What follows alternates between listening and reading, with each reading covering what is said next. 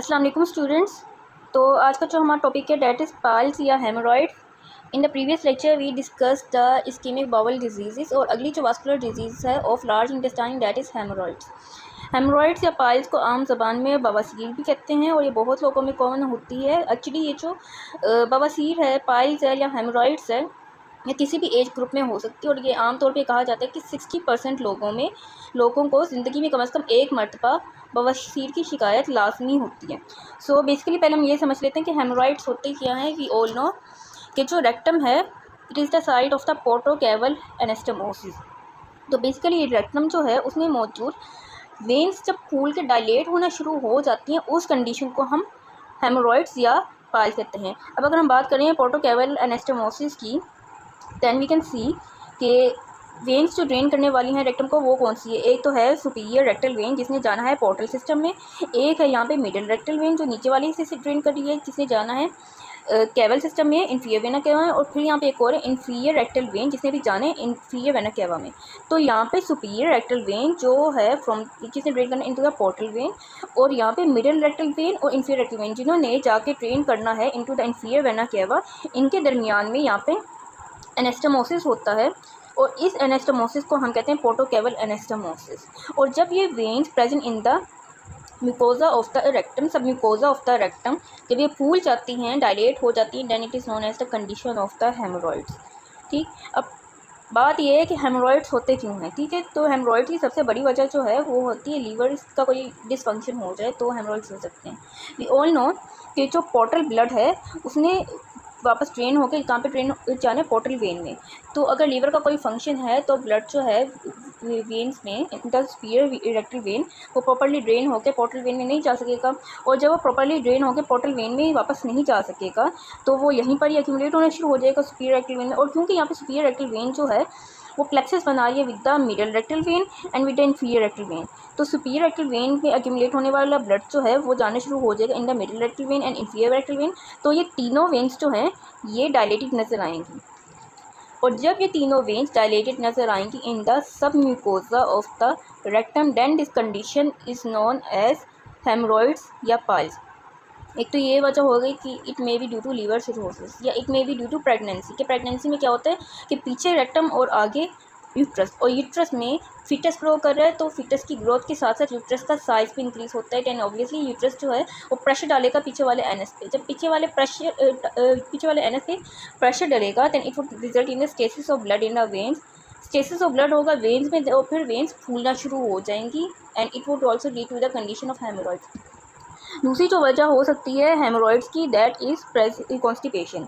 एक कॉन्स्टिपेशन का केस है कि पर्सन जो है वो प्रॉपर्ली फीकल मटेरियल पास नहीं कर पा रहा, फीसिस पास नहीं कर पा रहा। तो होगा क्या कि रेक्टम के अंदर काफ़ी सारी फीसिस जो है फीसिस वो स्टोर हो जाएंगी, और जब ये रेक्टम के अंदर काफ़ी सारी फीसिस जो है वो स्टोर हो जाएंगी वो हार्ड होना शुरू हो जाएगी एंड दिस हार्ड फीसिस जो है hard faecal material would apply pressure on the veins present in the rectum, और जब वेन्स पे प्रेशर पड़ेगा it will result in the stasis of blood in veins hence resulting in the condition of haemorrhoids. इसके अलावा haemorrhoids जो है it may be due to lifting up of the heavy object, जहाँ पे लो fibre diet अगर ले रहा है बंदा तो उसकी वजह से भी हेमोरॉइड्स हो सकता है। तो यहाँ तक हमने देख लिया कि हेमोरॉइड्स की कॉजेज़ क्या क्या होती हैं। Now it is important to know कि साइंस एंड सिम्टम्स क्या होते हैं हेमोरॉइड्स की, कि हमें पता कैसे चलेगा कि we are suffering from the haemorrhoids. उसके लिए it is important to know the types of haemorrhoids that are external haemorrhoids and internal hemorrhoids.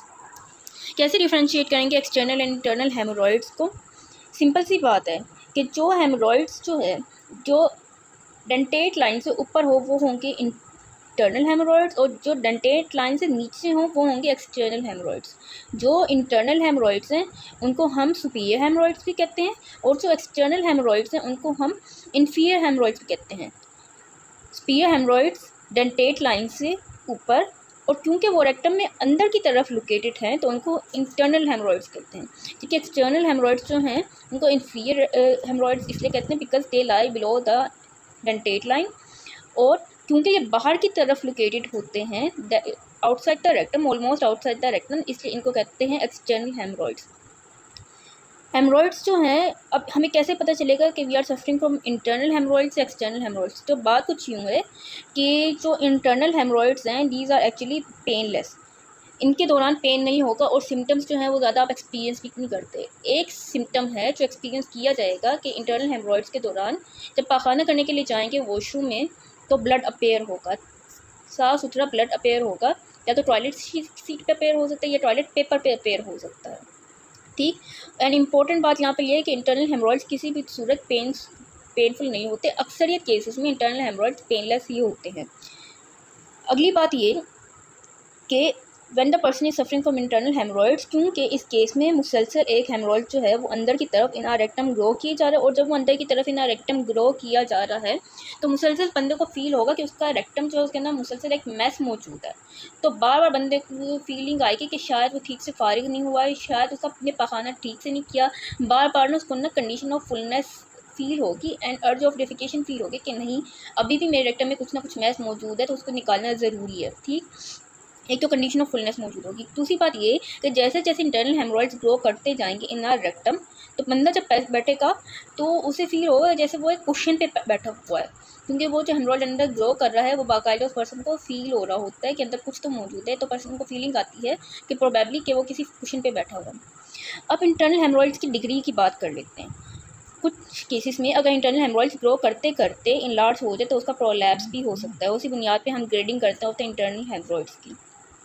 अगर तो इंटरनल हेमरॉइड अंदर ही मौजूद है, बाहर नहीं निकला, तो वो होता है ग्रेड 1। और अगर इंटरनल हेमरॉइड्स जो हैं वो ग्रो करके बाहर की तरफ इसका प्रोलैप्स हो तो होता है ग्रेड 2। लेकिन ग्रेड 2 में क्या होता है कि जब आप प्रेशर डालेंगे अपने रेक्टम पे ड्यूरिंग डेफिकेशन तभी वो हेमरॉइड्स बाहर प्रोलैप्स होते हुए बाहर प्रोट्यूट करते हुए नजर आएंगे, और जैसे ही वो प्रेशर आप रिमूव करेंगे अपने रेक्टम पर से वो हेमरॉइड्स इंटरनल हेमरॉइड्स वापस अंदर की तरफ चले जाएंगे। तो ये हो गया ग्रेड 2। ग्रेड 3 के अंदर क्या होता है कि हेमरॉइड्स जो हैं वो प्रेशर अप्लाई करने के वक्त बाहर तो आ जाते हैं, बाहर प्रोलैप्स हो जाता है उनका, लेकिन आप अपनी फिंगर से या अपने किसी भी हैंड से उनको वापस अंदर पुश कर सकते हैं। तो वो हो गया ग्रेड 3। ग्रेड 4 में क्या होता है कि इंटरनल हेमरॉइड्स बाहर बाकायदा प्रोट्रूड होते हुए नजर आते हैं और वापस वो अंदर की तरफ नहीं जाते, वो होता है ग्रेड 4। यहाँ तक बात होगी इंटरनल हेमरॉइड्स की। अब हम चलते हैं एक्सटर्नल हेमरॉइड्स पे। अब ये जो होते हैं external haemorrhoids, these are actually painful. क्यों? क्योंकि एक्सटर्नल हेमरॉइड्स जो होता है वो प्री एनल नर्व्स के करीब लोकेटेड होते हैं, तो जब नर्व की इरिटेशन करेंगे ऑब्वियसली सेंसेशन जाएगी ऑफ पेन। तो एक्सटर्नल हेमरॉइड्स पेनफुल होते हैं। दूसरी बात ये कि एक्सटर्नल हेमरॉइड्स जो हैं वो बाहर से प्रोट्यूट होते हुए नजर आएंगे, क्योंकि वो बाहर की तरफ ग्रो हो रहे हैं तो वो विजिबल होते हैं। सो ये हो गया difference between internal and external haemorrhoids. अब इंटरनल हेमरॉइड्स हमारी रेक्टम में कौन कौन सी पोजीशन पे मौजूद होते हैं। यहाँ पे we have a cross section of the rectum, क्योंकि रेक्टम जो है वो एक पूरा ल्यूमिन होता है, गोल केनाल होती है। तो यहाँ पे देख लेते हैं कि हेमरॉइड्स किस किस पोजीशन पे होंगे। Haemorrhoids actually dilated when. तो होता क्या है कि या तो डायलेटेड वेन आपको नज़र आ जाएगी 3 o'clock पोजीशन पे, या तो आपको नज़र आ जाएगी यहाँ पे राइट 11 o'clock पोजीशन पे, या तो आपको रेक्टम की वॉल के अलोंग 7 o'clock पोजीशन पे नज़र आ जाएंगे haemorrhoids. So up till now we discussed about the signs, symptoms, types and positions of the haemorrhoids. अब हम चलते हैं कि हेमरॉइड्स को डायग्नोज किस तरह से करना है। ठीक। तो हेमरॉइड्स को डायग्नोज करने का एक तरीका ये है कि डिजिटल पर रेक्टल एग्जामिनेशन की जाए। ये एक ऐसा मेथड है जिसमें डॉक्टर अपनी ग्लव्ड फिंगर को पुश करता है इनटू द रेक्टम के अंदर घुसाता है और किसी भी तरह की पैल्पेबल मैस या किसी भी तरह का पैल्पेबल हेमरॉइड जो है उसको फील करता है। दूसरी जो टेक्निक है या तो कोलोनोस्कोपी या सिग्मोइडोस्कोपी या रेक्टोस्कोपी के through we can diagnose the haemorrhoids. क्योंकि इन तमाम तर कंडीशन में क्या होता है कि एक कैमरा जो है वो अंदर डाला जाता है और अंदर की तमाम तर जो है आपकी बड़ी आंत, लार्ज इंटेस्टाइन, उसका व्यू लिया जाता है। रेक्टोस्कोपी में रेक्टम का अंदर का सारा व्यू लिया जाता है, कोलोनोस्कोपी में पूरे अंदर कोलोन का सारा व्यू लिया जाता है, और सिग्मोइडोस्कोपी में अंदर सिग्मोइड कोलोन का सारा व्यू लिया जाता है। और उसके मुताबिक डॉक्टर डिसाइड करते हैं कि या तो ये हेमरॉइड्स का केस है या अंदर जो मैस है वो कोई कैंसरस मैस है या जो कुछ भी है। So by these conditions we can diagnose whether the person is suffering from the haemorrhoids और नॉट। अब हेमरॉइड्स को ट्रीट किस तरह से करना है।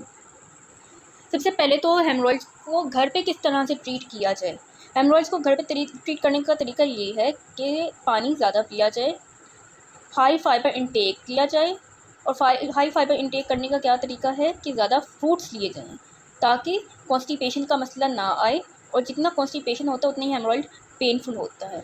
अगली बात ये, क्योंकि एक्सटर्नल हेमरॉइड पेनफुल होते हैं और काफ़ी डिस्कम्फर्टिंग डिजीज़ होती है, तो इस पेन को रिलीव करने के लिए लिडोकेन यूज़ की जा सकती है। वी ऑल नो कि लिडोकेन जो है वो एक लोकल एनेस्थेटिक है, तो वो पेन जो है उसको कुछ देर के लिए रिलीव कर सकती है। अगली बात ये कि जब पर्सन को फीसिस आए, जब उसको फील हो कि वॉशरूम जाने की उसको अर्ज हो रही है, तो वो उसको रोके ना और फ़ौरन वॉशरूम जाए, क्योंकि जितना वॉशरूम को रोका जाएगा, जितना वॉशरूम जाने को अवॉइड किया जाएगा, जितना वो अपनी फीकल अर्ज को रोकेगा, उतना ही हेमरॉइड जो है पेनफुल होते जाएंगे, उतनी कंडीशन वर्स होती जाएगी। बेसिकली पॉइंट यहाँ पे ये है कि कॉन्स्टिपेशन को रिलीव किया जाए तो हेमरॉइड्स जो है वो रिलीव होंगे। अगली बात ये कि जब पेशेंट बैठा होता है ऑन द कमोड, तो वो ज़्यादा ज़ोर ना लगाए ड्यूरिंग द डेफिकेशन प्रोसेस, क्योंकि ज़्यादा ज़ोर लगाएगा ऑब्वियसली हेमरॉइड्स के प्रोलैप्स होने का ख़तरा ज़्यादा बढ़ेगा। फिर उसके बाद जो है अगर इन तमाम चीज़ों से हेमरॉइड्स ट्रीट हो जाते हैं तो ठीक है, अगर नहीं होते then you should consult your doctor. और डॉक्टर को कंसल्ट करने के बाद तीन तरह कुछ प्रोसीजर्स होते हैं हमारे पास हेमरॉइड्स को ट्रीट करने के लिए। या तो स्क्लेरोथेरापी की जाएगी, या तो रबर बैंड लाइगेशन की जाएगी, या इंफ्रारेड कोagulation की जाएगी। और आखिर में जो हमारे पास प्रोसीजर बचेगा दैट इज़ हेमरॉइडेक्टमी। बेसिकली ये एक ऐसा प्रोसीजर है, सर्जिकल प्रोसीजर है to remove the haemorrhoids. So up till now we discussed the topic of hemorrhoids, and here